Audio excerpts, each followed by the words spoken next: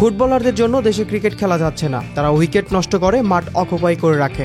Bangladesh cricket বোর্ডের নতুন পরিচালক ও জনপ্রিয় গায়ক আসিফ আকবর সোমবার ঢাকার এক হোটেলে সংবাদ মাধ্যমে কথা বলার সময় ফুটবলারদের নিয়ে এমন বিতর্কিত মন্তব্য করেন, যা ঘিরে ক্রীড়াঙ্গনে শুরু হয়েছে তুমুল বিতর্ক। আসিফ আরও যুক্ত করেন, ফুটবলারদের ব্যবহার খারাপ, ক্রিকেট ভদ্র ও আভিজাত্যের খেলা, এখানে নিয়ম কানুন আছে। আমি ভদ্র না, কেউ যদি মারপিট করে আমিও করব।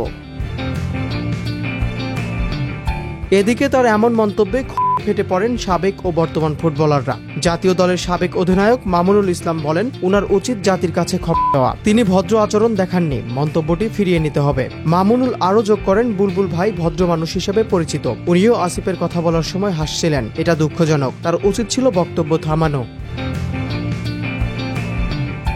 আরেক সাবেক ফুটবলার গোলাম গাউসও বলেন, কে ভালো কে মন্দ সেটা দর্শক ঠিক করবে, আমরা আসিফের বক্তব্যের তীব্র প্রতিবাদ জানাই এবং প্রত্যাহারের দাবি করি।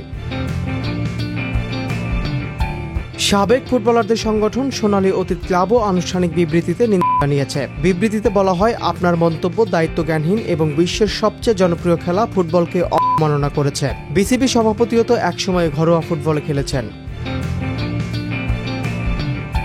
ক্রীড়া বিশ্লেষকদের মতে মাঠ ব্যবহারের ইস্যু দুই ফেডারেশনের আলোচনায় সমাধানযোগ্য হলেও আসিফের মন্তব্যে অপ্রয়োজনীয় উত্তেজনা সৃষ্টি হয়েছে। তারা মনে করেন, ফুটবল ও ক্রিকেটের দ্বন্দ্ব নয়, পারস্পরিক শ্রদ্ধা ও সমন্বয়ই হওয়া উচিত দেশের ক্রীড়াঙ্গনের মূল বার্তা।